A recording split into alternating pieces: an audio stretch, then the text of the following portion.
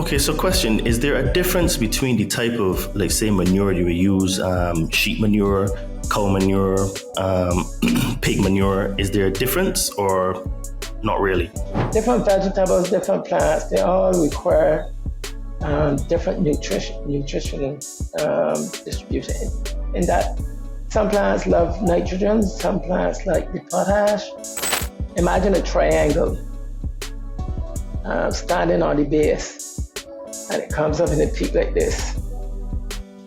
You can come down, and on each level, you can have an area where you would plant in that area. That way, your planting is spread out. So, let's say you take a 4-foot area. That's interesting. So basically, then you have, again, so chickens are quite important then for the whole system, ecosystem is looking like, because I didn't know that chickens would go and pick some of the pests and what's not. Yeah, it's just a matter of whether you're using chemical fertilizer or applying chemical fertilizer, or as I said, if you're using state manure, that would not be a big issue. If you are new to this podcast, please don't forget to like, subscribe, and to share, because that helps us to be recommended in the algorithms. If you would like to support this podcast, please check out our merch store on Amazon with the brand Todd and Me. We've got some cool t-shirts, tank tops, hoodies, and sweaters. Link will be in the description of this podcast. And if you're now starting a spiritual journey, you would like to start a spiritual journey, or you're currently on a spiritual journey and you would like some help removing some fears and traumas, please hit me up on my Instagram at Adriano_246, and it will help you to get some magic mushrooms. Enjoy the show and stay tuned, because we have some more great content coming soon. Hello friends, and welcome back to the Conscious Man 7 podcast. I am your host Ronald Cave, and today we have a very interesting conversation for you, because we're going to talk about food and how to grow it. So I decided to bring Ronald Cave onto the show today, who is my father, and he has over 40 years experience in farming, animal husbandry, growing food, and working in land in general. Now, there are a lot of things that people really don't know about food and how to grow it, because it is really a trial and error thing. And this conversation will help you to take out a lot of the trial and error out of it. And also, there are a lot of things that people don't know about food, because most of the food that we have today, the nutrition has been bred out of the food, and there are a lot of genetically modified food that we are given. And even if they're not genetically modified, they're hybrid foods. They're not the pure foods that we used to eat 100 years ago. And with the way the world is going now, these important skills on growing food and the knowledge about food are slowly being lost, with big corporations taking over our food supply. So the majority of people only get their food from the supermarket, which means that most of us have no clue on how to grow food.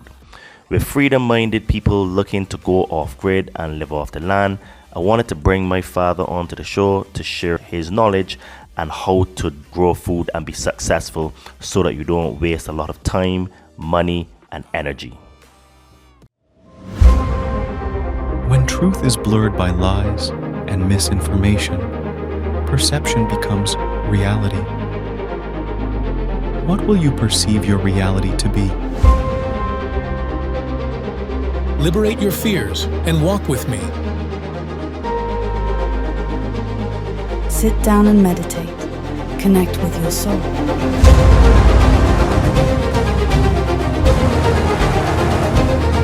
Be a monster and then learn how to control it.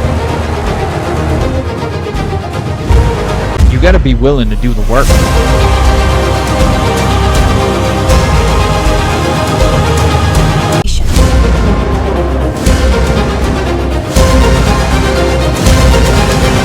So it really goes really deep in terms of words and etymology and what they mean. So this is why, like, it is really hard to really crack the matrix, because there's so many levels and layers to it, you know. Pi, welcome to the Conscious Man 7. How are you doing today? I'm doing fine, Todd. Thanks for having me. It's a pleasure to be here. Yeah, I'm really happy to have you here as well, because we talk a lot about food, and basically that the statistics show that 80% of farmers are over the age of 60, and the vast majority of those farmers are actually in China. And in the Western Hemisphere, we don't really have many people actually into farming, know how to grow food and what to do. So before we start, could you tell the listeners where they could find you if they wanted to get into contact with you? And also a little bit about yourself and how you managed to get into farming. Well, they can contact me on my email, which is gaveronald@gmail.com. That's the only communication that I have up right now. In terms of how I got into farming, I started farming when I was maybe about 25 years old, which is over 40 years, as you say. I was always interested in farming, though. As a boy, I always used to build the pens and the little coops for the pigeons, and we used to carry backyard fowls and turkeys and ducks. So I would be the one in the family who would build the little pens and raise them and feed them and collect the eggs and that type of thing. So I was always interested in agriculture. Then later on, I started working in town. And then after that, I applied for a job working on a plantation, and I was accepted. And there I went from being an overseer on a plantation to a manager. And that is when I finished my working for anyone else. And then in my 40s, late 30s, 40s, I bought my own land. And then I started to raise chickens and grow vegetables. And that's when I went on my own then after I was certainly successful on it.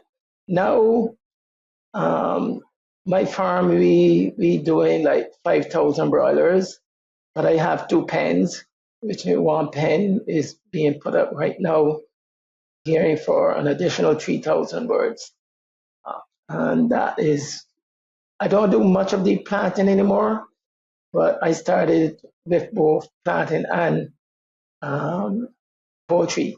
Raise some sheep, raise some goats, and raise a few cows, and I even raise a few fish. So I did an all around program, more or less, in terms of farming. But that's the exact reason why I wanted to bring you on, because also for my benefit, because you have a lot of knowledge that I don't really have. And yes, I grew up on the farm, obviously, and had a very good childhood, being a farm boy, taking care of animals and, milking goats and sheep and, all that kind of stuff. And, I know that most people in the Western world, and I would say most of my listeners, have not had that type of experience. And with the way the world is going now, a lot of people are looking to live off the land again and to have their own kitchen garden and, try to be a little bit self-sufficient. But the thing is that most people don't have those skills. So let's start from the beginning and say, if someone wanted to grow food, fruits, vegetables, and stuff like that, what are some of the most important things that they should consider before they start? Well, the first important thing you need is land. You have to have the land in order to start.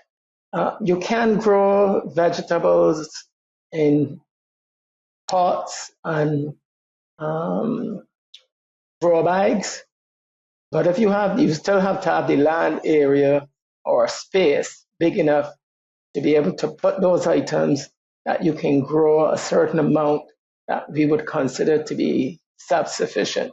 But that would be the first thing that you have to look at in today, of being self-sufficient in terms of your produce, be it vegetables, seasonings, or even in husbandry, in poultry and egg production and so on. You have to look at your numbers first and start being self-sufficient. And then after you have achieved that, then the best thing then would be to start looking at expansion to producing surplus for other people. But if you're just starting out, it wouldn't be wise to contemplate you're going to start a farm and go into large scale production for supplying other people with, because there are lots of experience that you have to gain first. And it's best to grow for yourself, make your mistakes, and then expand. That's the best way to do it. So basically, you have to start small and then you can branch out, because Yes. there are a lot of people, like, especially in the community that I'm in, the sort of anarchist, freedom minded, spiritual community.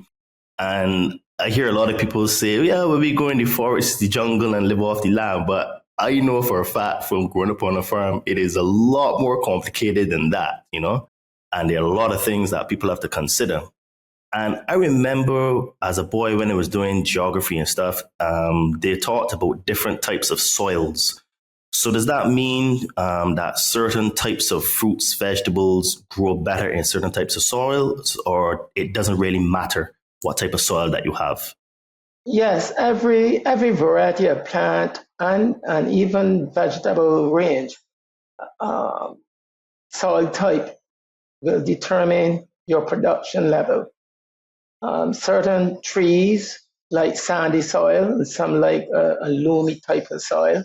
Same thing with vegetables, depending on the pH of the soil level. The different varieties of vegetables and ground food require different nutritional levels.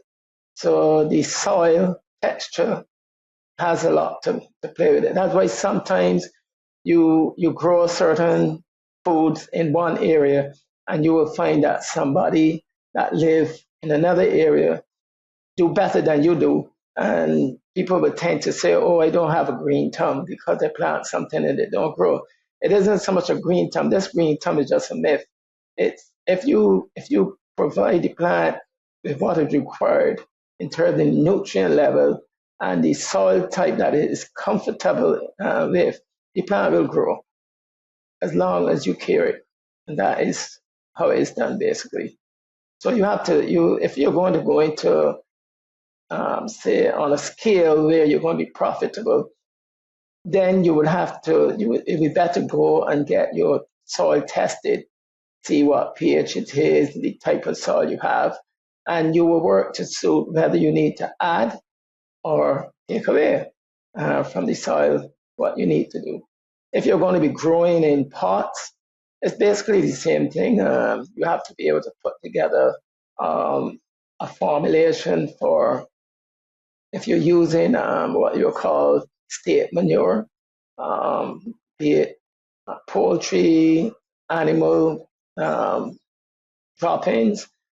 You still have to have your formula put together to see the type of plants that you're going to be using, like tomatoes and potatoes.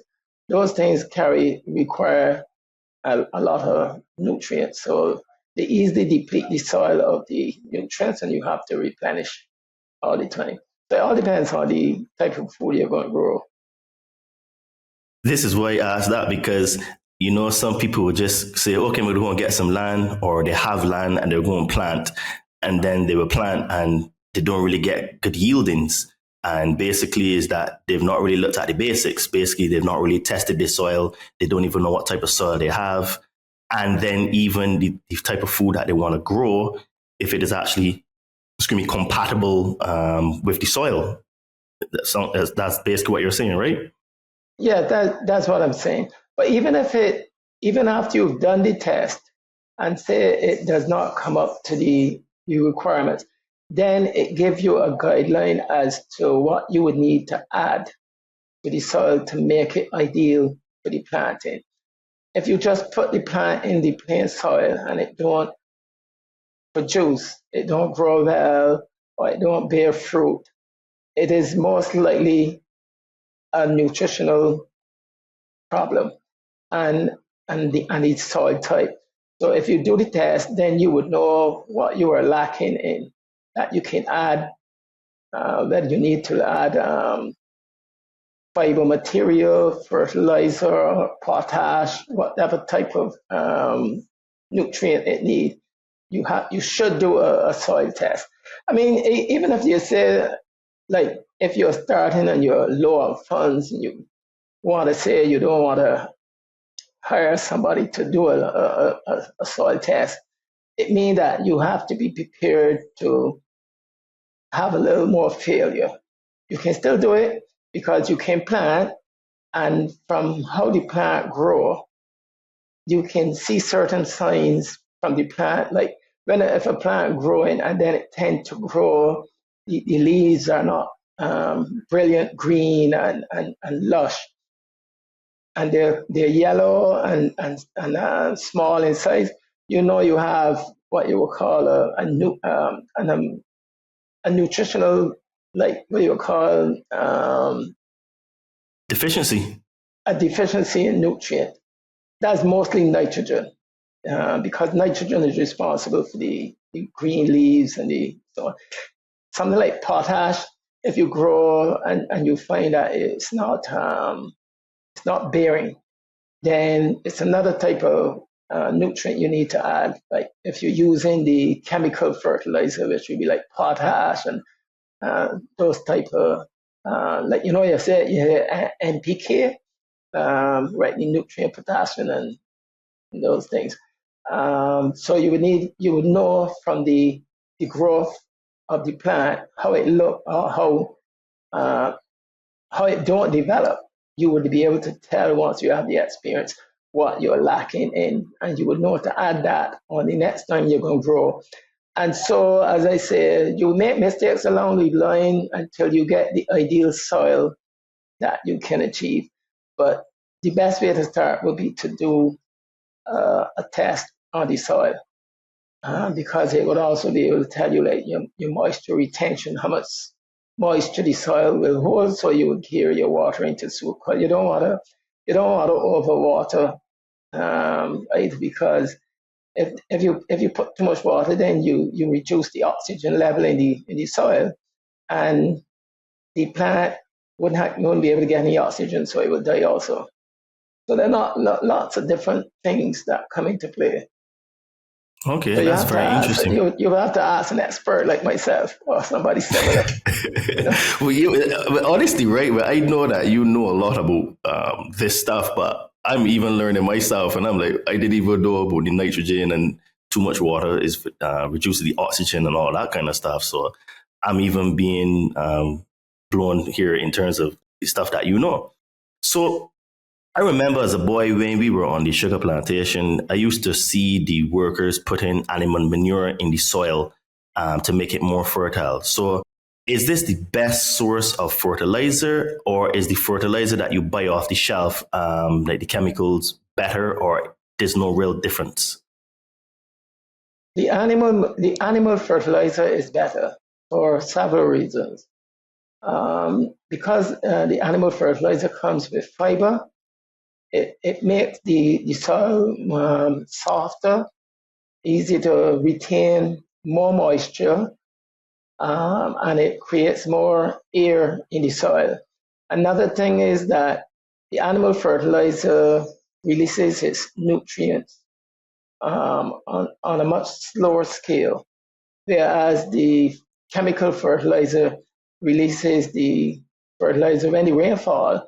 You get a lot of the fertilizer dissolved and then going into the soil, and you get what you call runoff, which is heavy rains. Then you can actually, with a heavy rain shower, your nutrients can actually leave your field and go down the road, because the granulars from the fertilizer is going to get diluted and it can dissolve and go away. Whereas with the animal fertilizer, it can hold more moisture for one, and it does not release the nutrient level as quickly, because the bacteria in the soil is what helps to break down or cause the state manure to release its fertilizer. So there's more than just putting the soil on there. So you're adding the soil there, but bacteria in the soil will now start to work on that material and break down the chemical composition that the plant need to use to get into the soil. So it takes a longer period, and it will last longer in the soil, and the plant will have more available nutrients for a longer period of time. So the plant will do better than just giving the state manure. But a lot of the state manure, after the nutrients come out, some of the byproduct is salt, and salt is not always not over a period of time is not the best thing for your soil. So, based upon what you're saying, it makes me wonder why it is that it is more common to use the fertilizer instead of the animal manure. If it is such a better quality, and then we have all these people that are like people talk climate change, instead of like they're taking the animal manure and just make fertilizer, grow a better quality food. But we're using basically pharmaceuticals, and then there are disadvantages like heavy runoff from rain, and then salt is the byproduct. It really makes me wonder why we're not using animal manure. Well, as a matter of economics,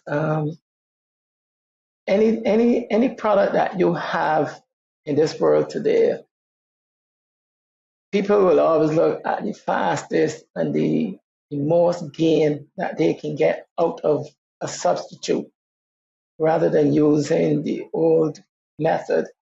And that's why it's in play here. It is easier, cheaper, and more controllable to manufacture fertilizer and sell it to other people than to encourage people to produce their own state manure. Mind you, I mean, even though state manure can be difficult to handle, the technology is there, and the methodology that you can take for instance, let's say poultry manure. You can put more poultry manure in a machinery that you can pelletize it, so that now it don't become as cumbersome as it would be as you would take a whole truckload of state manure of chicken manure and throw it on the ground. You can pelletize it and put it in a bag. Yes, it wouldn't have as long a shelf life as the fertilizer, but you can also use that to fertilize your plants, and you can put it on in limited amounts, and it will become just as easy to use. But the people that make fertilizer are not going to push that idea because it's not going to be financially rewarding for them, right? So, but if you're a person looking to be self-sufficient, and let's say you were raising chickens, you can invest some funds into a pelletizer. And if you have large land area that you want to do planting and so on, you can pelletize that for poultry manure and use it as fertilizer the same way that you would use the chemical fertilizer. And you can do it with other forms of fertilizer as state manure. You can also do it with that as well. It's just a matter of drying it, and then you put it through the machine, and the machine will compress it and pelletize it. Even grass, you can pelletize grass and feed it to your animals the same way, instead of like, here where we are, you would go to the ground and you would cut grass, and you would put the grass before the sheep or the cow, and about half of the grass ends up in the pen on the ground because the animal trample on it. You can take your grass, you can get some molasses, and in a machine you can mix it in, pelletize the whole thing, and you would have your grass mixed with molasses, which can add nutritional value to the grass, and put it out like feed, and the animals will eat the feed, eat it like if it was feed, and they will get the same benefit. Okay, so question, is there a difference between the type of, like, say, manure you would use, sheep manure, cow manure, pig manure. Is there a difference or not really? Yeah, there's a difference. Um, there's a difference in many ways. Chicken manure is very high in nitrogen, very high. That's the biggest benefit of the chicken manure, the nitrogen level. If I mean you can change the nitrogen level if you burn it, but you don't want to burn it because it smoke a lot more than you should need. Um, Sheep manure and cow manure and so are not as high in nitrogen because the animals have spore stomachs and they break it down more. So there's more, there are different levels of potash and those things in the other ruminant animals than opposed to the chicken manure. So sometimes it'd be best to make a blend of both, so that and it all depends on what you're growing. If you're looking to have high nitrogen, depending on your soil, if it's lacking in nitrogen, sometimes the chicken manure is better for you. It all depends on the type of soil that you have. So that's why I say you should test your soil to see what you're deficient in. Because you Makes have clay sense. soils and you have loamy soil and you have sandy soils. So it all depends on what blend you're going to come up with. So basically, it sounds like if you wanted to say live off grid or off the land, having chickens are a very important part of your ecosystem because you can get eggs, you can eat the chickens, and then also the manure you can use to plant. So it's Yes, basically like a complete ecological system that you're building with them. And even if you didn't want to eat the chickens because, say, you're a vegetarian or what's not, the mere fact that you can use the manure to grow the same plants and food that you're eating vegetables, makes yes. it makes it a very good ecosystem. Okay, Yes. that's very interesting. So we know that pesticides, like Roundup, are terrible for us. And but are there any like pesticides that aren't as harmful? And if so, what are some of the products that you would use when growing food for the house? Well, Roundup is a herbicide, um, classified as a herbicide, um, and it is a very dangerous chemical to the environment and even to exposure to human beings in terms of causing different ailments, cancer and neurological disorders. Um, but the old people used to weed, do a lot of weeding, depending on the area, amount of acreage that you're dealing. It's about soil preparation. If you are on an acre, 2 acres, 3 acres, the bigger it is, obviously you have to use more machinery. And it's about land preparation. You plow your ground, up in the dry season when there's not as much growth from the season. When you turn the soil up, expose it to the sun and the heat during the dry season, you kill a lot of the grass seeds and the grass because you expose it to the sun and these things. And when the rainy season come in and you plant, then you have machinery that you can use. This is if you're doing it on a large scale. You have machinery that you can go in, that you have what you call inter-row weeders that can weed your grass in between. And then all you have to do is like pull the grass or weed the grass in between the crops itself. And it don't be for very long because depending on the crop you're growing, crops will grow in the air and then they form like a canopy over the soil, and that helps to keep the germination of grass seeds from coming up.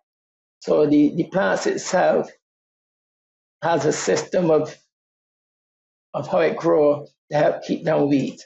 So you just have to manage your germination of grass from the planting time to when the plants get a certain size. So basically, that's the way to control it. So that means, in theory, you don't actually need to use pesticides then, or herbicides. You can get away without using the herbicides, and there are lots of different methodologies now in that they have what you call ground cover, which is a kind of a polythene plastic that goes over the land that you punch a hole in and you can put your seeds in, and that will keep the grass down. So there are lots of different methods that you can use control grass without reverting to herbicides. The same way with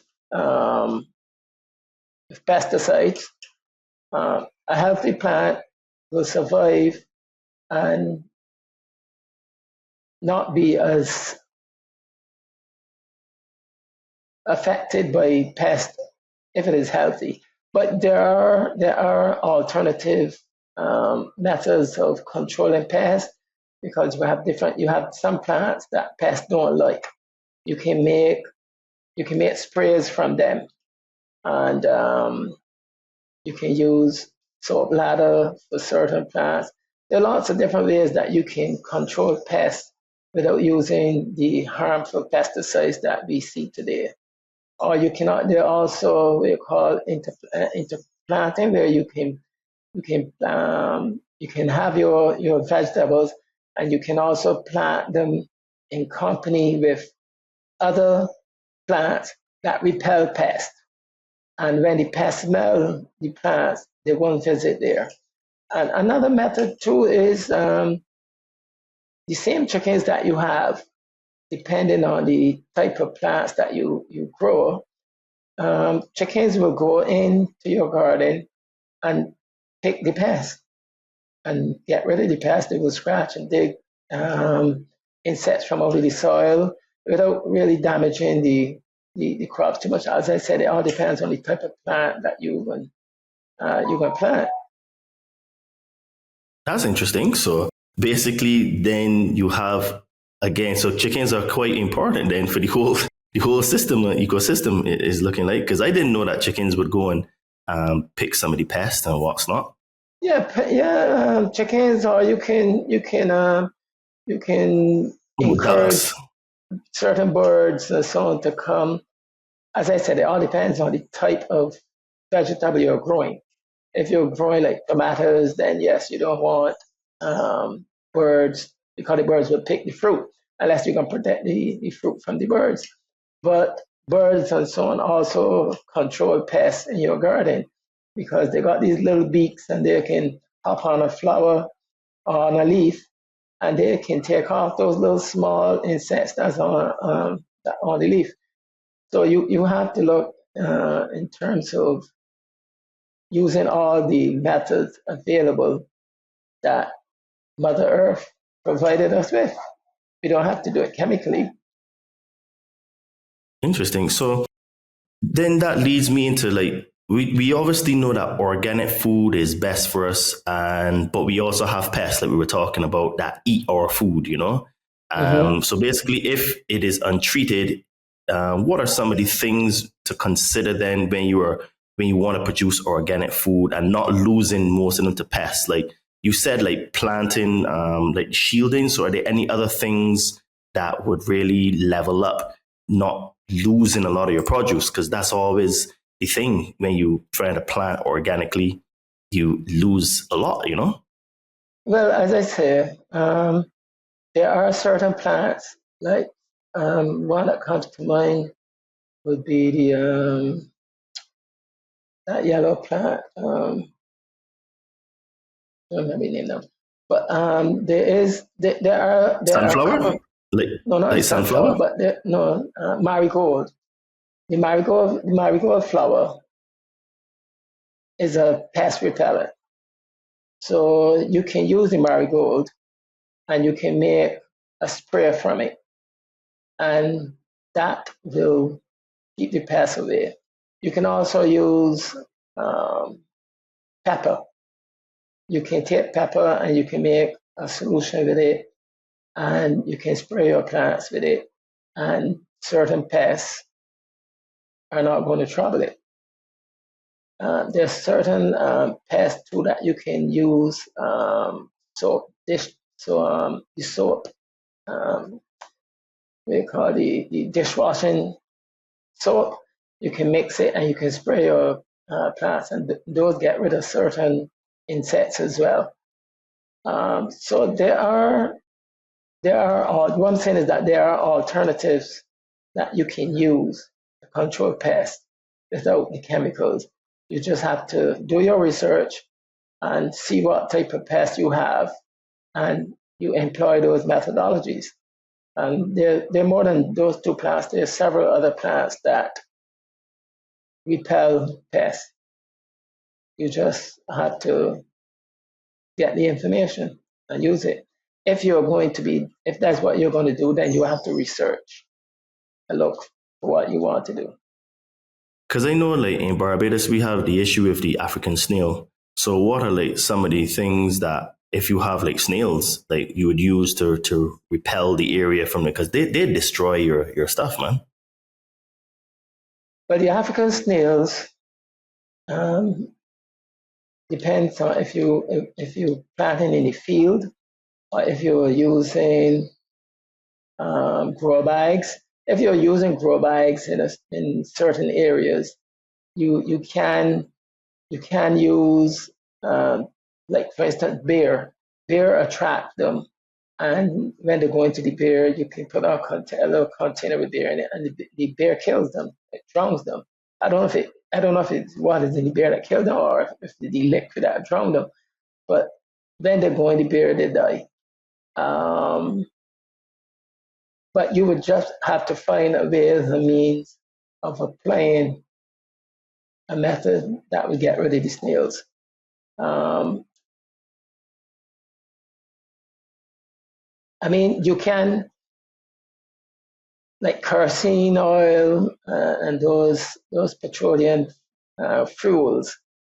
They also, if you put them in containers and put them where the snails are going to come in, then that will control them as well. But as I said, if you plant like if you use the polythene material on the soil, covering the soil, and your plant is in the air, then in between the rows, you can put down things in there that would keep the pest away, because then they wouldn't be in the soil, because snails tend to bury in the soil. So once you cover it up, then you can figure out a way that works for you to control them. Because we have a lot of those African snails here too. But if you're going to be doing gardening, you would have to look at the best way to do it, and there are ways to control them. There are different other ways. As I say, you can use the ground cover to cover your soil, and you would only have the hole in the ground cover where the plant will come through, and then you can apply whatever means control the snails if you get the snails come in. Like, for instance, even if you had put down like salt in between the rows, then have to crawl to go through there. They don't like the soil, so they're not gonna. They're gonna go it. They will go away from the salt, put it that way. So there are ways. So there's like industrialized salt, like the normal salt, pot salt. Oh, okay. Normal, any kind of salt, pot salt that you would use in your kitchen to eat with. Okay. So earlier you were saying that, it depends. You need land, right? Obviously to do farming and stuff. But obviously a lot of people that listen to my show, they don't really have access to lots of land. So what are like some of the little techniques or tricks they could use to grow, food in a limited space that would give them enough yield that they could support themselves and their family? You can grow do the power system, where rather than growing flat, you grow up in the air. Like imagine a triangle standing on the base, and it comes up in a peak like this.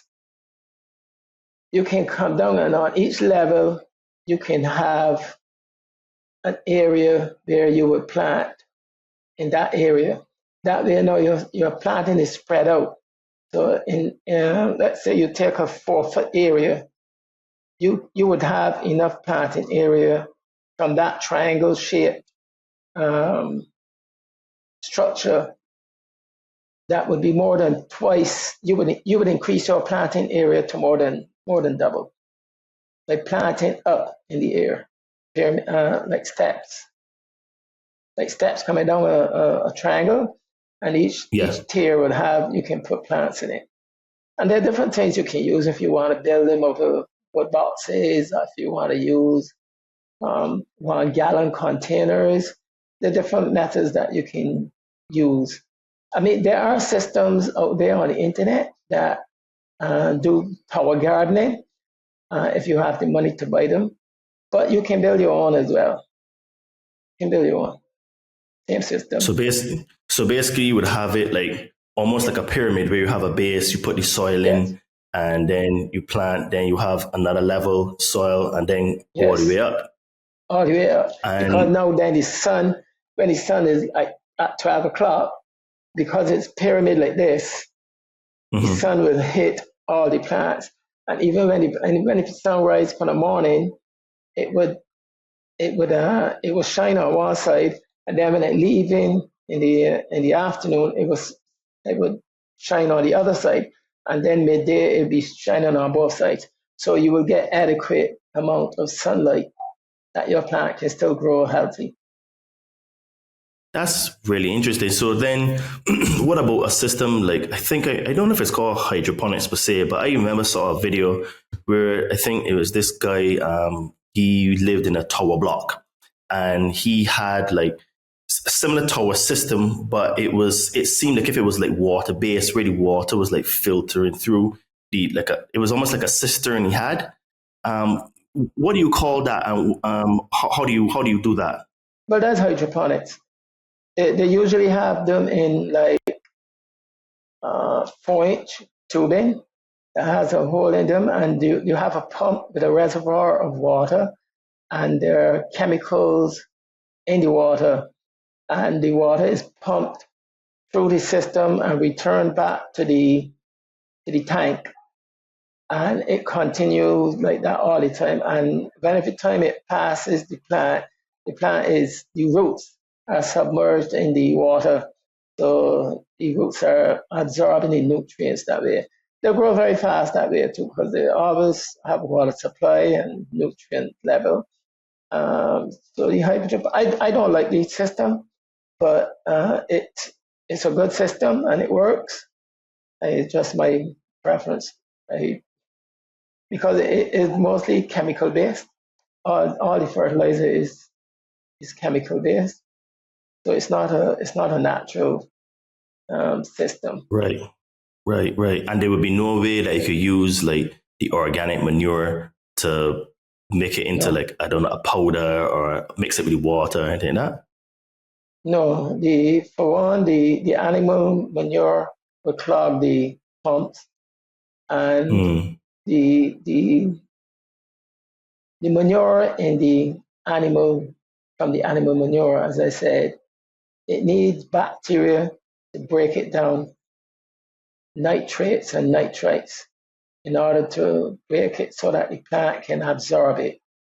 So in that type of system, it wouldn't work. You would have to send it through a system first where the bacteria can break it down, and then you will pump the solution to the plants where the plants would absorb the nutrients from the solution. So technically, there are methods of doing it, but it can be done, but it's not really well known. of the Okay. So technically, then, if you're using the chemical fertilizers, that means in theory it wouldn't really be organic, because no, it's not organic because you're using chemical fertilizer.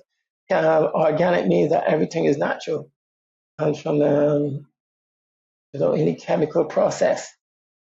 But as I said, you can do what they call um, you can use fish, aquaponics.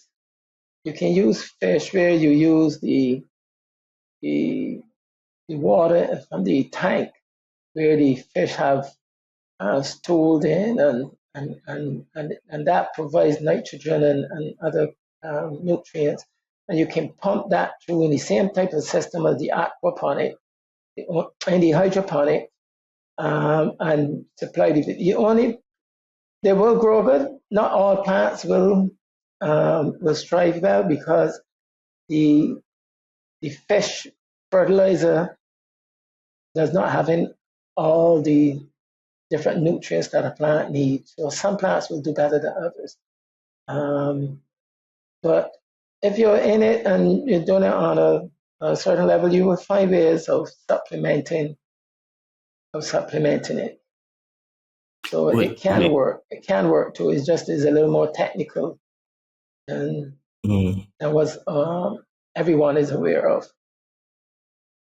So the thing is, if you're not really such a big, you don't have a big issue with it not being organic, it sounds like if the only cost really is for the pump, for the electricity, The because your electricity and water the would and the be, yeah, and the yeah, and the fertilizer. fertilizer, right? Because it's a special fertilizer that they use. You can't just use fertilizer that come off the shelf in your hydroponic system.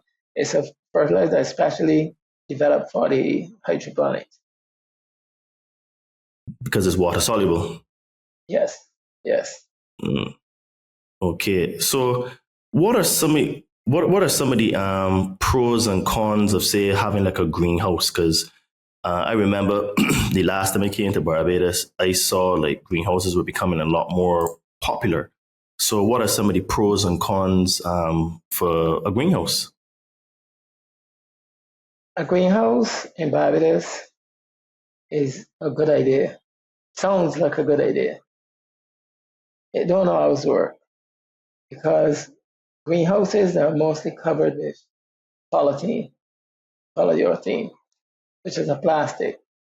And plastic retains a lot of heat and creates a lot of heat. And here in the tropics,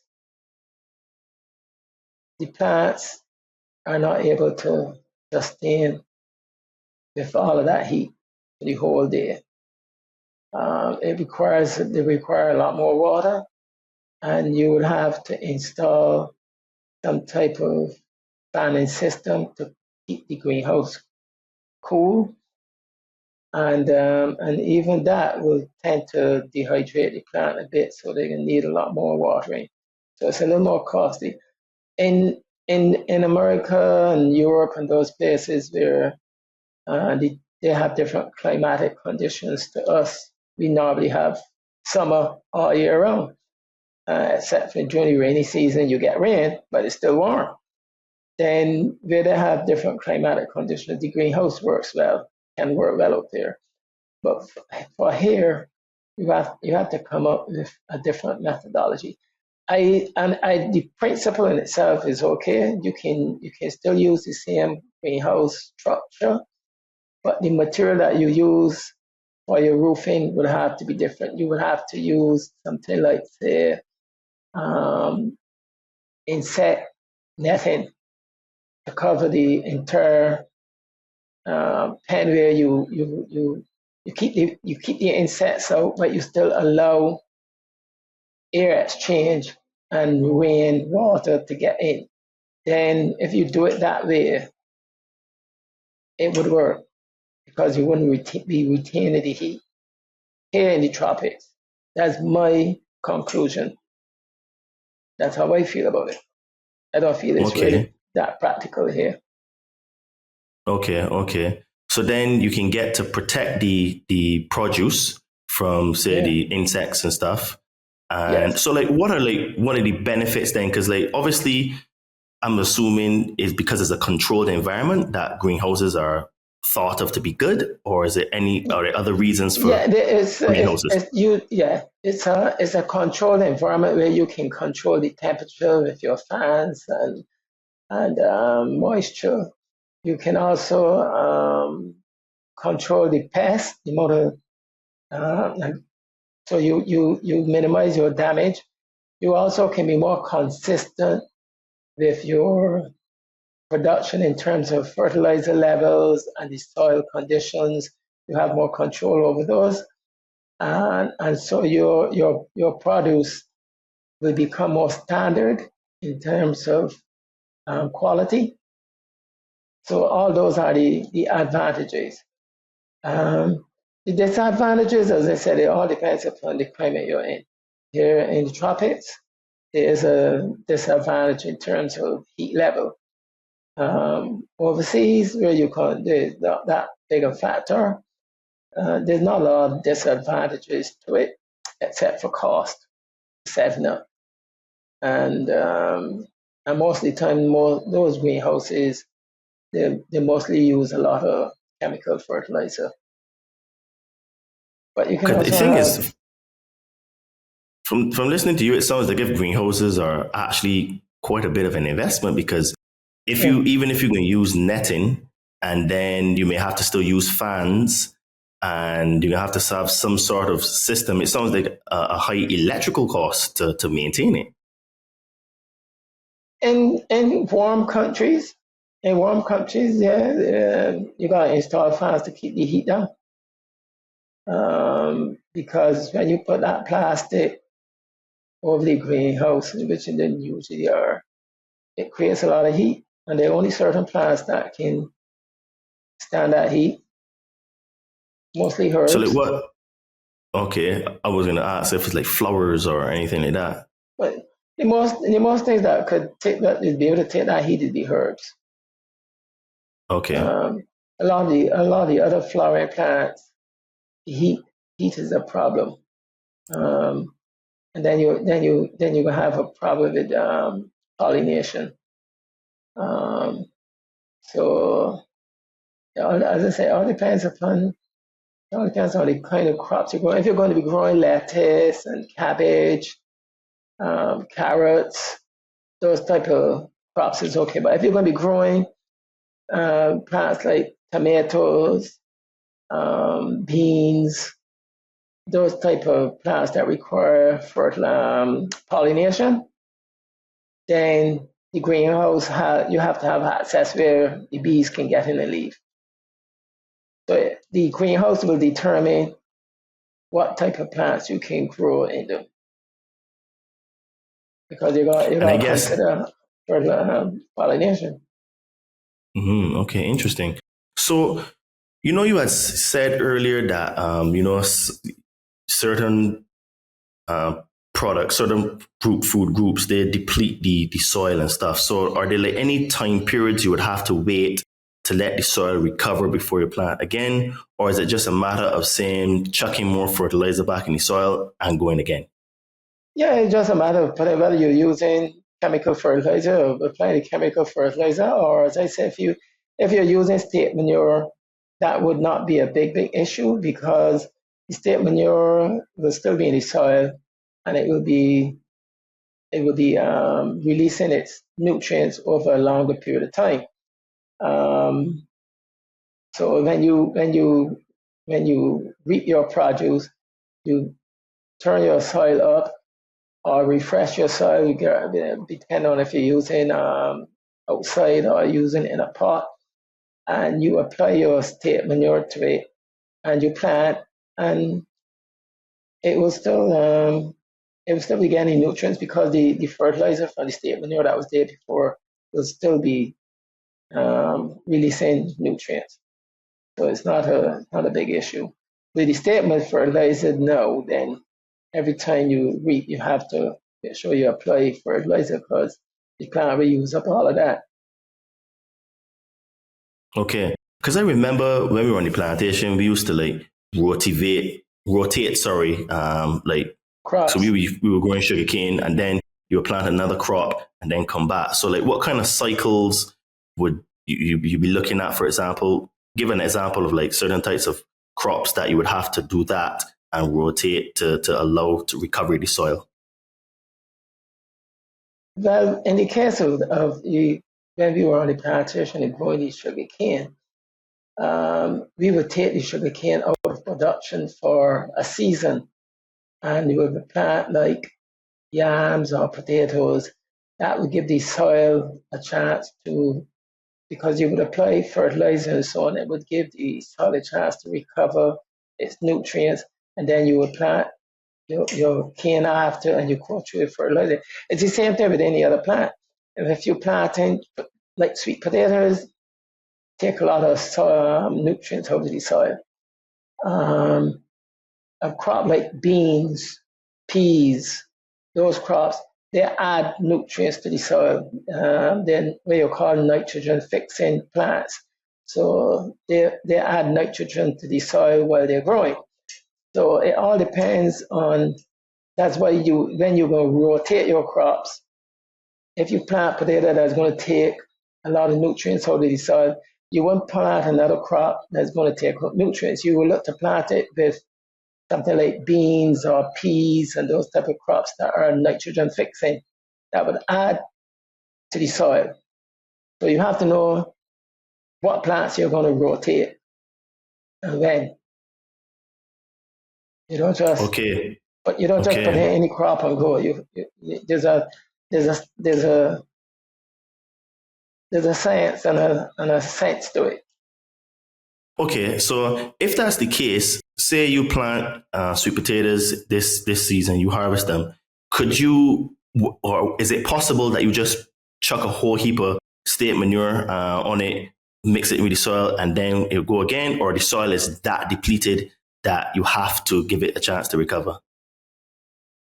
Two things. In the case of sweet potatoes, you have to give it a chance for the soil to recover. One, yes, because as I said, depending on if you're using state manure or whether you're using chemical fertilizer.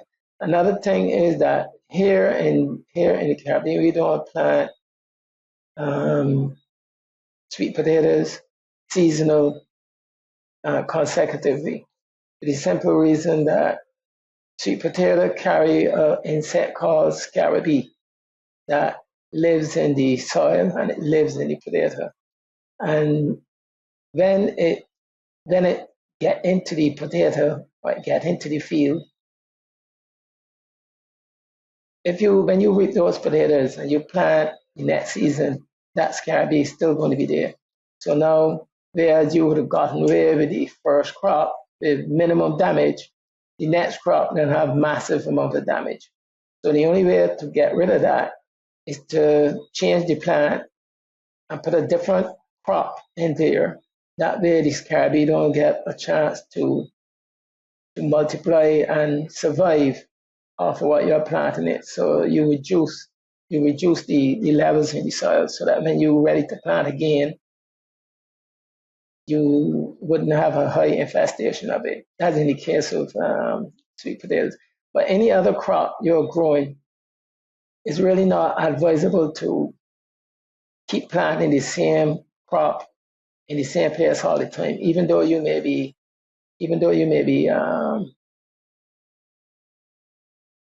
tilling up the soil and putting in fertilizer.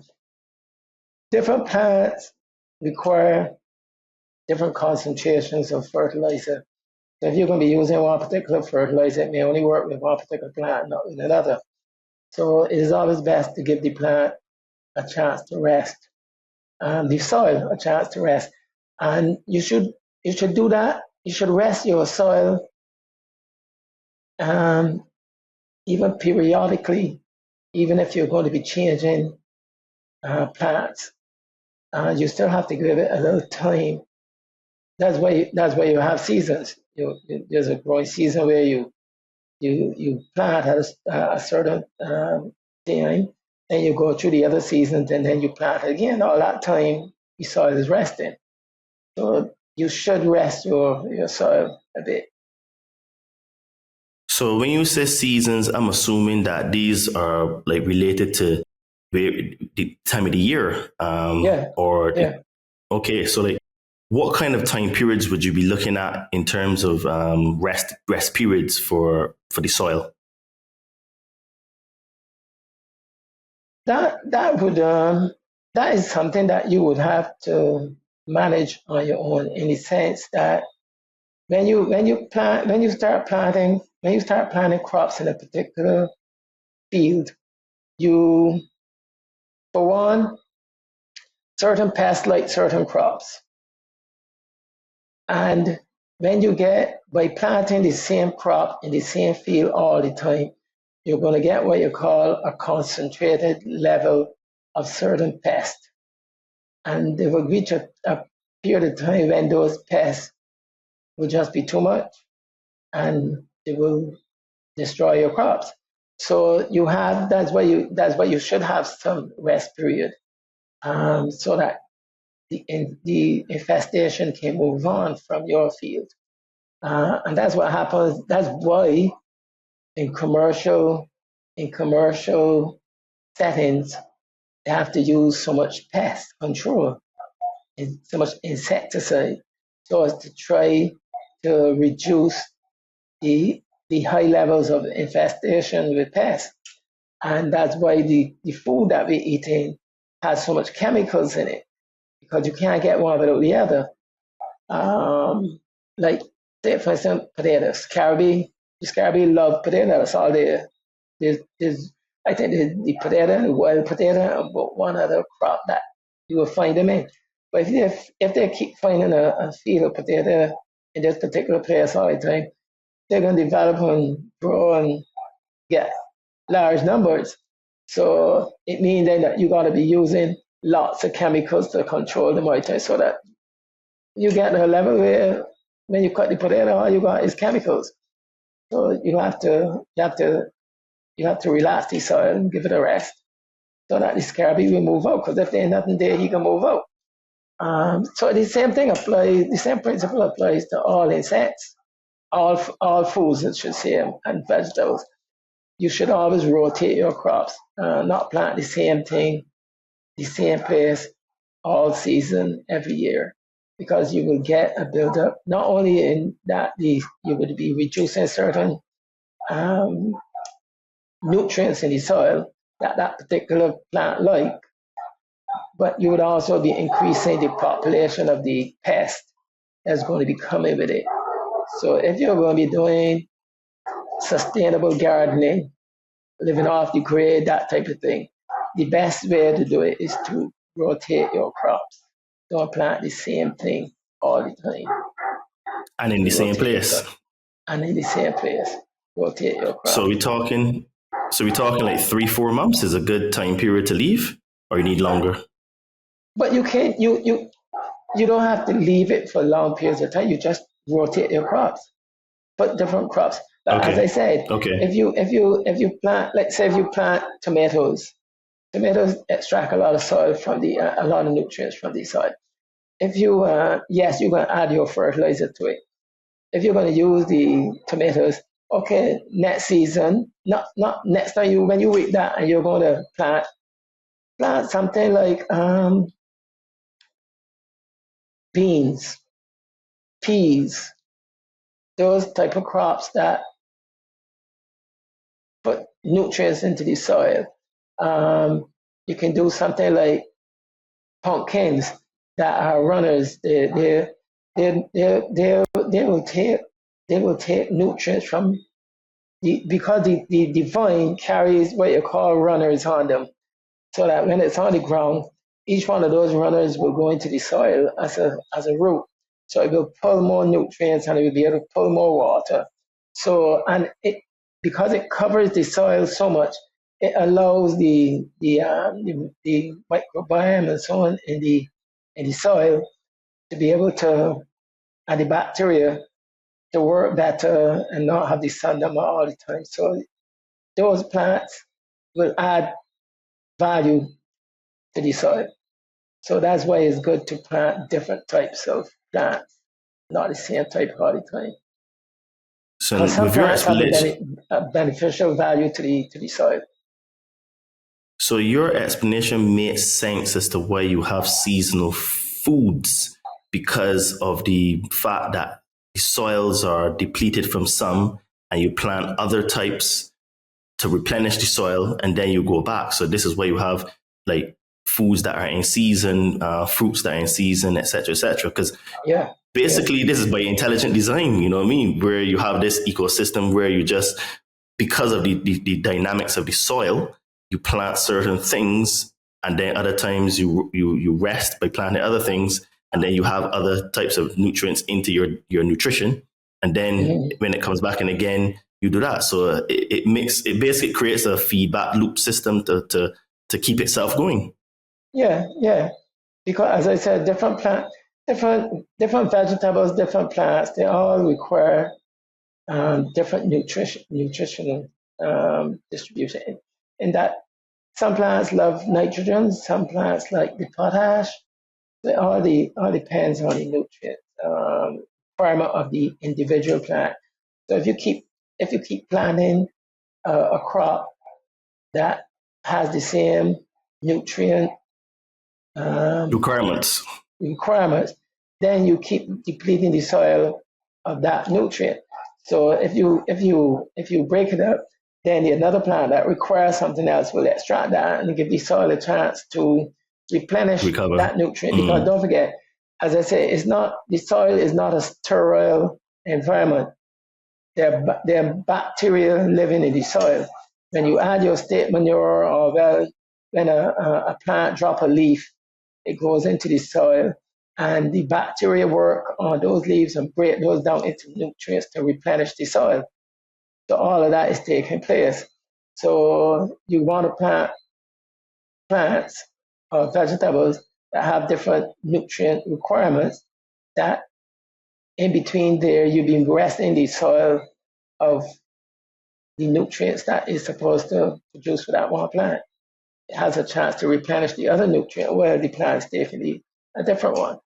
So that's how the ecosystem is supposed to work. We don't work it that way, but that's how it's supposed to work.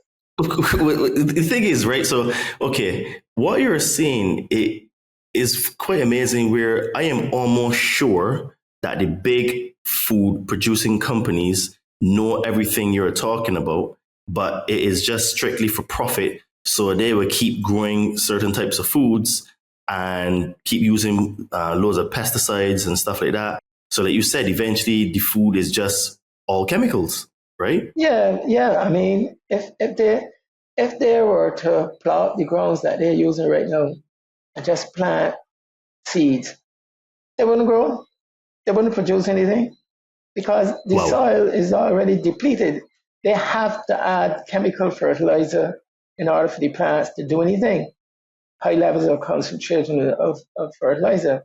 So their soil don't have a lot of bacteria doing this and doing that. So that's why they add the chemical fertilizer. So if they don't add that, they just plant the plants, you're not going to get anything from out of the soil. Because the soil don't have anything in it. This is what you said in the beginning of the conversation is true. It's actually a science, right? Like I said, I have spoken to, because I've been to Acapulco a few times and I've met a few people there and they have dreams, aspirations of going in the jungle and living off the land and stuff. And I know from growing up on the farm that it's not as easy as a lot of people think. You just chuck some seeds in the ground, water it, and it's washed dead. Is actually more to it than that. And then, like you were talking about, you growing the same foods all the time. Eventually, well, you can just get your foods destroyed because the pests, and then the yields can be a lot less because of the taking over the nutrients. You know? Yeah. Because the land is not getting a chance to rest and recover. The land has to rest and recover. Can't keep. I mean, the modern system is to pump fertilizer, chemical, that's how things have grown. You plant the things and you put the chemical fertilizer on it, and that provides the nutrients on it. But if you don't provide the plant with those nutrient fertilizers, the plant's not going to grow. There's nothing in the soil to feed it. Well, and this is one of the reasons for why we're getting sicker and sicker. And it don't make sense why, because the thing is that obviously, I'm a fitness trainer. I'm into health, nutrition, and food and stuff. And I always say to my clients and even like on social media and other podcasts that the food that we eat is terrible quality now. But I didn't understand specifically why it is like that bad. But basically now it seems like if the main driver was profit. So because the main driver is profit, you end up depleting the soil. When you deplete the soil, you have to pump a lot of chemicals. And then eventually the food just becomes the chemical. And there's very little nutritional value in the food. This is what it sounds like to me. It's even worse than that. They've gone past that level now. They're looking in a different direction. The nutrient level in the foods that we're getting is not only from the lack of proper nutrients that the plants require to provide us with the kind of food that we need to make us healthy. It's also the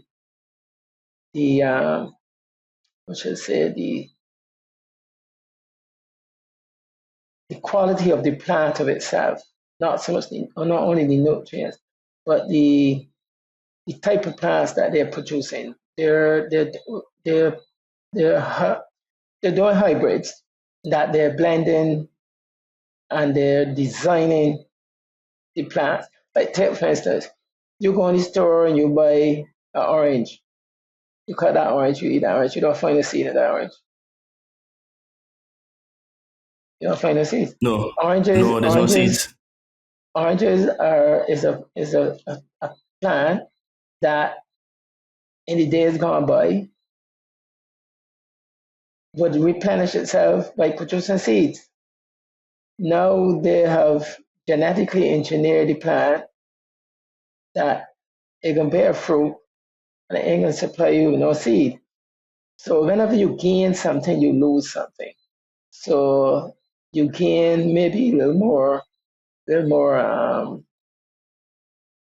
the orange and less seed. So it's less trouble it's easier to eat. Okay, I don't have to bother with the seed, but you can deplenish some of the nutrients in the orange that is good for you. So, and then they get the opportunity to control the seeds because they don't want you to go and buy an orange and take out the seeds and go and plant an orange tree in the backyard and plant oranges. They want you to come to the store to get the orange seeds. So basically what you're saying is that if you take an orange and it has no seeds, that's a GMO orange. Yeah. It was engineered to do that. Originally, they used to have seeds. I remember when I was a boy, the orange used to have seeds. They don't have any seeds now. Well, I remember as a boy.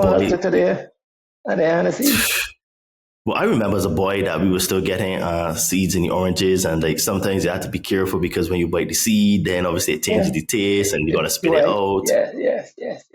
You don't get seeds in the orange anymore. So that's incredible. You're looking at a world where you're not going to be able to plant your own stuff because they're not providing you with the seeds that you can get the material to plant with. You have to come to them for the seed. So the day they decide not to give you no seed, you can't grow. Wow. So they've basically cornered the entire food market from the thing is, right, is that it boggles my mind to understand if it is 100% for profit or if it is a bit of profit and just to kill us out because the reality is that I won't go as far as to say kill us out, although that may be so. They ain't gonna kill you out from the plants. I think it's a matter of control. Yes, they control the finances in the sense that you wouldn't be able to go and plant another orange tree unless you come to them for the seed. and the seeds that they have is going to be pattern. It's going to be a pattern that they have on the crops. So even if you did happen to find a seed and you decide to go and grow it, the seed belongs to them because it's a pattern. So they might be able to charge you for planting their seed. You joking? You know, Wow. that's where it eventually will go. But there is a reason. Just think of it. They're not doing it for your benefit. You know, they're producing these fruits without seed for their own purpose. And the only So they purpose can that I keep can see is seeds. that they can keep control of the food supply. Because if you can control the food, there's two things that you need to control mankind with: money and food. True. True. If you ain't got no money So and you ain't got no food, you're lost. you basically lost. So basically, how difficult it is or easy to actually get seeds now, like proper seeds, like the old school seeds.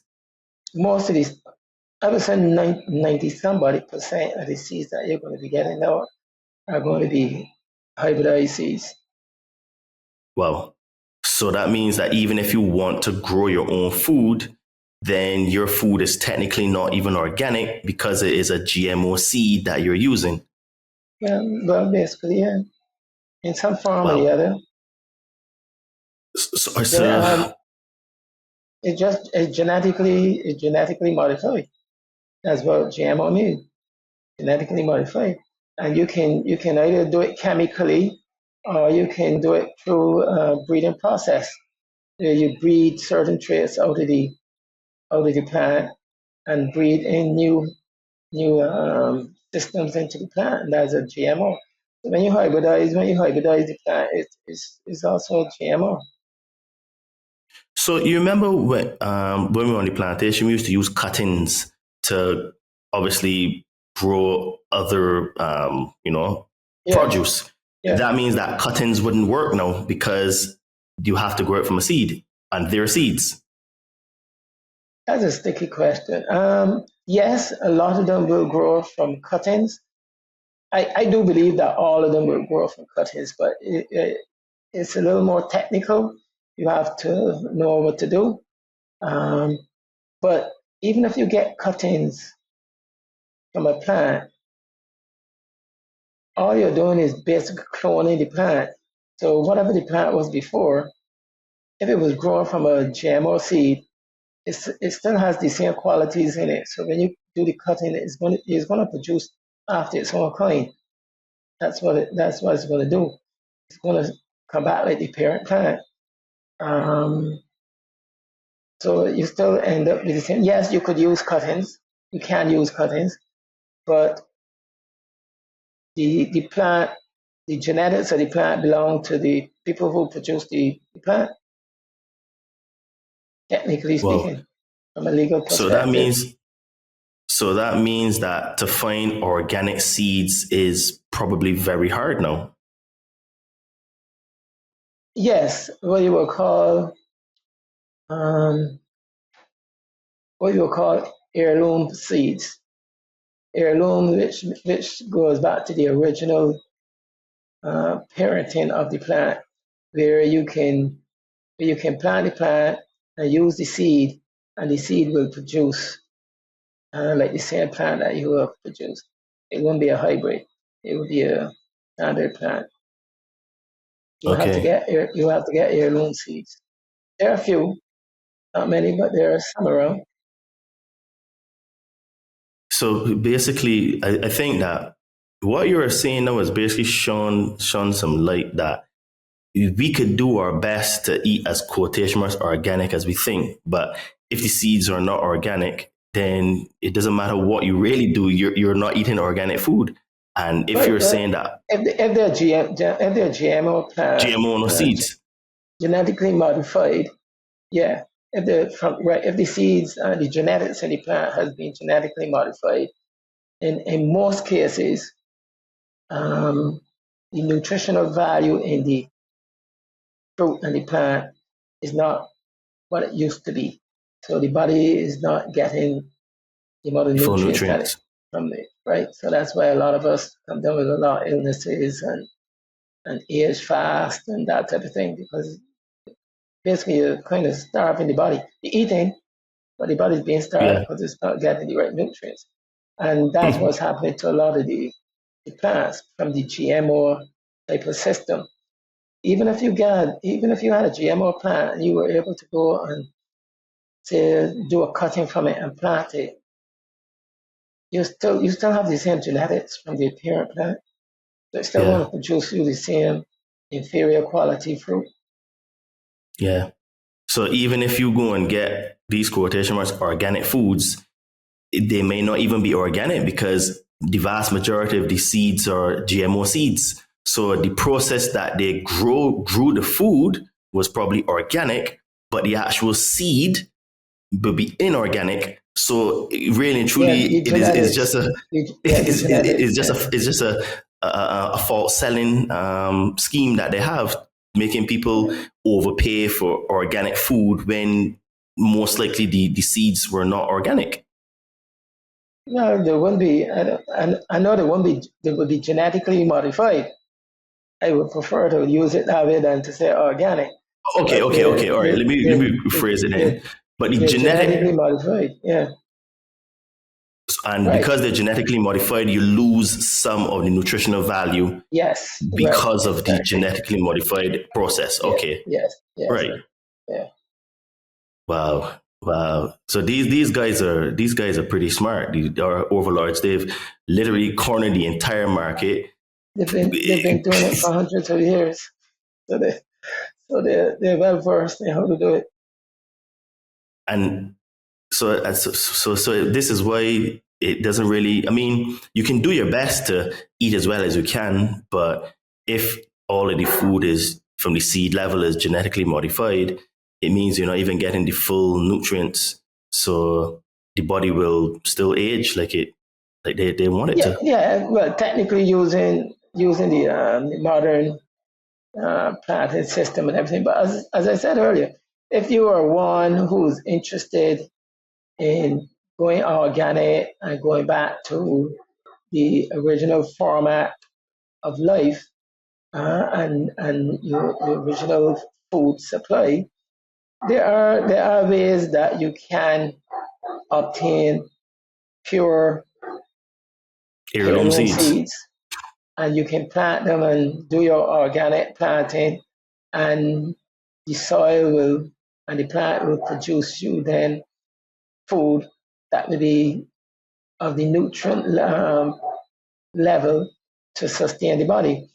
But you're not going to go be able to walk into the average store and get everything you want. You have to seek out the information and do it. You can also, I mean, you can.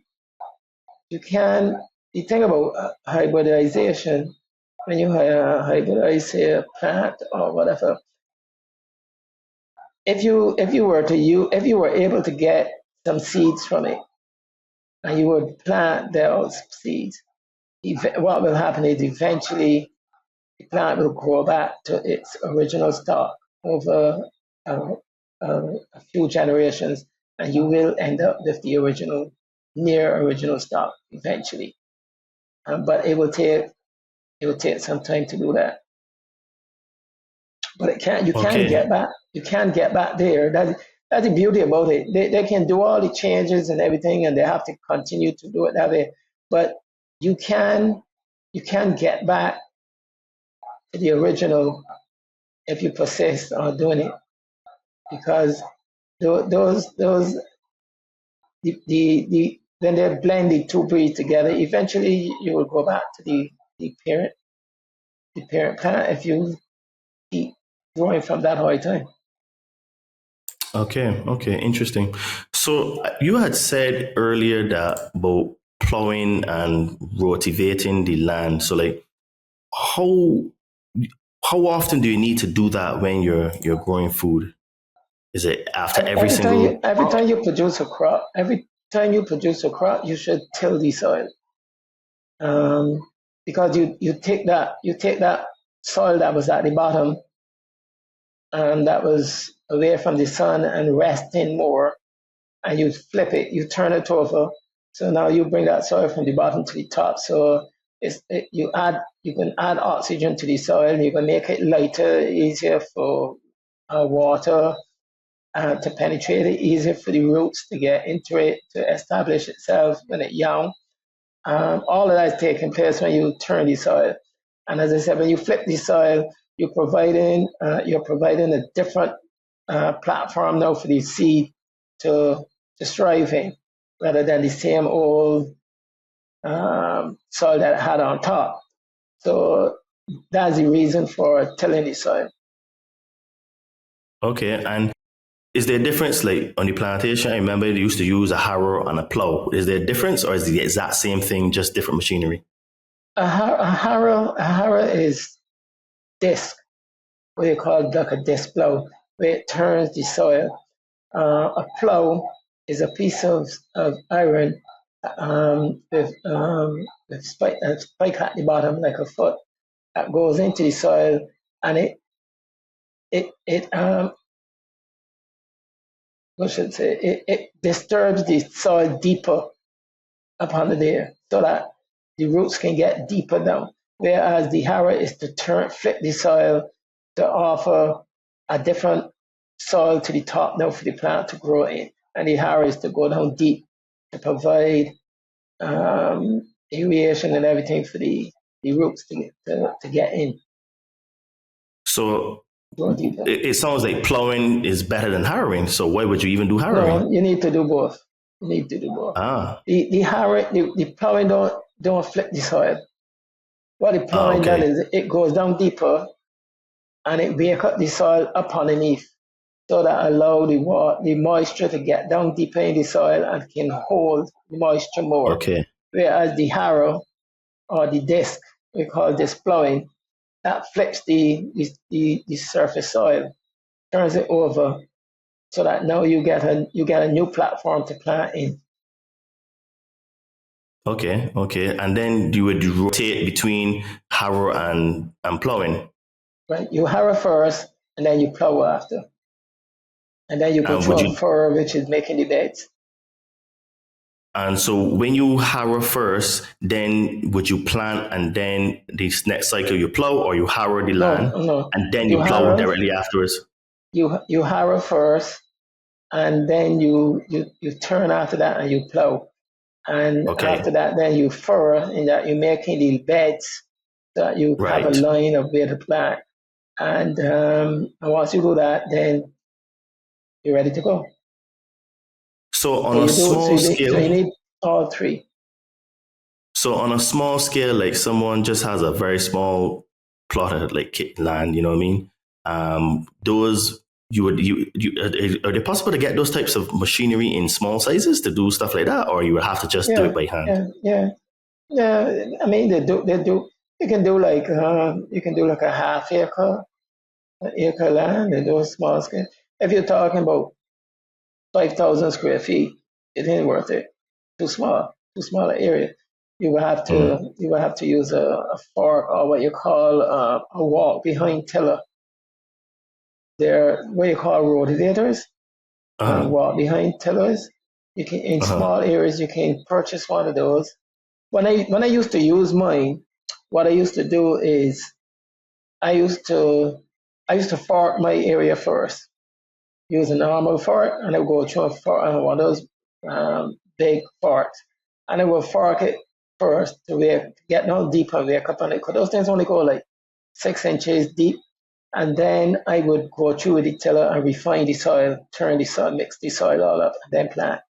But when I fork it first, it used to be easier to till, and it also allowed the fork to disturb the soil deeper than the rotivator would. So I used to use both. I used to use that as a method because I thought it was more beneficial.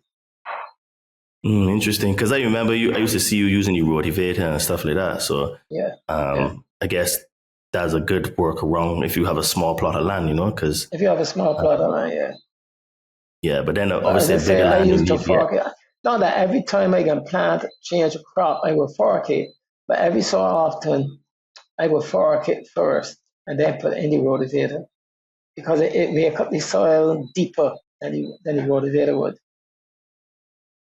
Interesting. And all of these are things that I know for a fact. A lot of people that listen to this probably don't even know some of the terms that we're using because obviously because I grew up on the farm, I know the terms. So people would have to go and research these terms because as people can hear from this conversation, growing food isn't just a matter of throwing seeds out there and planting them. There's a bit of science and nuance to getting produce, you know?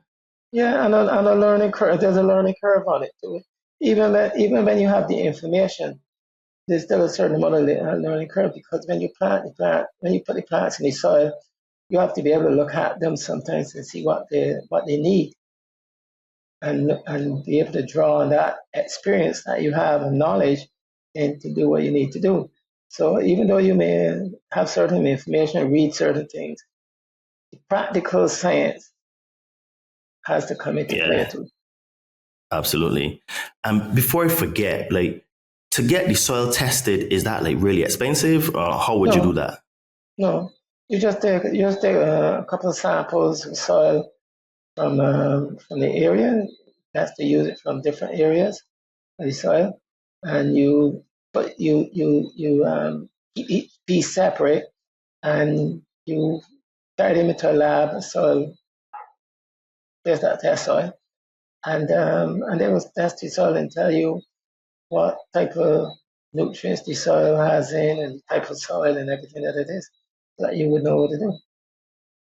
And I'm assuming that that's not an expensive thing to do. No, it's not very expensive. Yeah. Okay, that's pretty cool.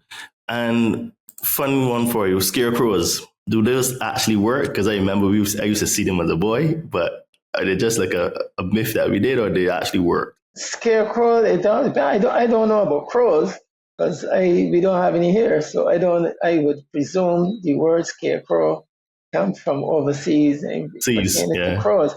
I think what you were talking about is those things that we use to keep monkeys away. You use like stuffed shirts and pants on a stick and that type of thing to get for monkeys. No, those things are too smart. Where's the time, man? Where's the time for that? Because the thing is, right, monkeys are savage, right? Monkeys literally don't care about, even if you're there, monkeys will come where you are there and steal your produce, right? You know? Yeah. They test you.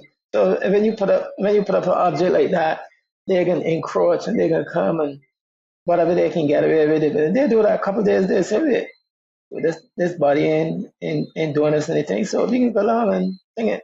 So then eventually they get close enough to realize, hey, it's only a little object here, and they crawl all over it and what do they want to do? Nah, those things don't work. Those things don't work on monkeys. Yeah, those animals are, they're a pest, right? I know people will come to like Barbados in the tropics and they will see monkeys and think that they're friendly and stuff, but man, they will attack you, man. You know what I mean? You don't play with them animals, man. You know what I mean? They ain't too far from us, so you would know what we are like. So they'll do the same thing. True. So, you were talking about obviously, they depend on the size of the land you have. So like in terms of like watering the land, that can possibly be quite costly. So what would you suggest that people would do in order to water the land and reduce the consumption so they spend, and also to make it efficient? Two methods. Employ what you call a drip system, which is the drip lines that they use that allow a little drip of water to go on the plant directly rather than aerial application of water, which wastes a lot. And another that is what we call mulching. You can either mulch with grass or some kind of fiber material, or as I said, you can use the ground cover over the soil that would protect the soil from the sun and evaporation. So those two methods you can use to reduce your water usage. Yeah, and would it be smart then to say even have a tank that you can use to pump from? You can use a tank if you get in sufficient rainwater, and you have a big enough roof area that will provide you with enough gallons of water to wet. I mean, it is advisable to run your rainwater from your roof The roof. to a tank and use that, even if it don't supply you with all the water that you need, and it supply you with some, you will still reduce your need for public water. Yeah. So basically, what people are going to start realizing is that when you want to go and you live off the land or live on a farm, you're building a complete ecosystem. So Yes. you are taking your rainwater and using that to wet your plants. The animals that you have, especially chickens, they're an important part of the ecosystem. So you use their manure to for fertilizer, right? And then also you are actually using different methods of growing, growing different foods, really, because you're basically trying not to deplete the soil. So you plant alternative crops. So like you said, if you plant, say, tomatoes here, you can then go and plant beans and peas to replenish the soil. So it's basically like a complete system that you're doing. And we've pretty much lost that connection to the land and that type of knowledge, you know? So, I have seen farmers putting the nets on their produce, and what you're saying then is that that's also another good thing to do because it helps to protect from the pests, So that way you can The pests and the birds, wild birds, it can protect from that too. Okay, sounds good. You can use netting. All right. So basically, I think we've had a very good conversation here, and I've certainly learned a lot. I didn't know that you knew this much. I knew that you knew a lot, but we've never had this in-depth conversation like this. So I was actually kind of very impressed and blown away with the knowledge you have, because I have knowledge in other areas, but this is 100% your field. So tell the people where they can find you, if they wanted to contact you, if they wanted to get you to consult them and help them with their growing process. Because I know that some of my followers actually living off grid. And I know for a fact many of them don't know these things. So if they wanted to contact you, even for your service, anything like that, tell them how they can reach you. Well, my email address is kronald@gmail.com, and my phone number will be 246-239-6867. That would be and I'm on WhatsApp, so they can reach me by WhatsApp. Okay, all that contact information will be in the show notes here. And just want to say, this has been a fantastic conversation. So as you know, people, at the Conscious Man 7, we talk about many different things. And one of the things we really focus on is health and fitness, because during the day, I am an online fitness trainer. So if you would like to get into the best shape of your life and know that Christmas is coming up soon, you're going to be looking to put on all of these pounds because of the season of gluttony, hit me up on my Instagram at Adriano_246 or my name, Todd Cave. Send me a message and, inquire if we're a good fit, and let's see if I can help you. And also, we have some merch. I'm wearing one of my merch shirts. This is one called Truth Isn't Learned, Truth is Realized. So if you would like to support this podcast and get some of the merch, this allows us to keep going and bring on some really amazing guests like my father here and other guests. Link for the Amazon store, Todd and Me, will be in the description of this podcast. And then also, we touch on the spiritual aspect, and, I help spiritually inclined people to get in contact with magic mushrooms. So if you would like to overcome some fears and traumas, and you're starting a spiritual journey, or you're currently on a spiritual journey and you're having some blockages and you want some help, also hit me up on my Instagram at Adriano_246 or my name, Todd Cave, and I will help you to get some magic mushrooms. And please don't forget to like, subscribe, and to share, because this helps us to be recommended in the algorithms. And I just want to say, Pai, thank you for coming on to the Conscious Man 7. It was a really good conversation. I was very impressed, like how much you actually know, because this is actually for my benefit as well, because I didn't know a lot of these things. I knew some, but not all these. And thank you, people, for tuning in to another episode in Conscious Man 7. And we have some more great, amazing guests coming soon. So stay tuned, and we will speak to you soon. Ciao and namaste.